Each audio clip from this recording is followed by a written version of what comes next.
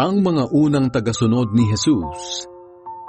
Kinabukasan, naroon ulit si Juan kasama ang dalawa sa mga tagasunod niya.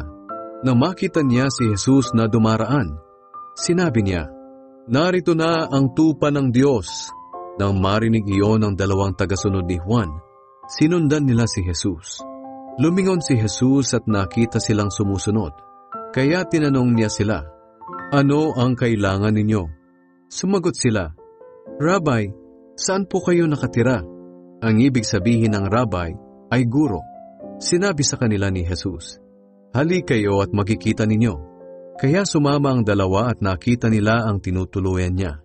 Bandang 4:00 na noon ng hapon, kaya doon na sila nagpalipas ng gabi.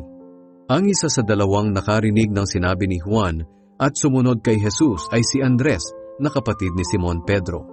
Kinaumagahan, hinanap kaagad ni Andres ang kapatid niyang si Simon at sinabi sa kanya, "Natagpuan na namin ang Mesiyas." Ang ibig sabihin ng Mesiyas ay Kristo.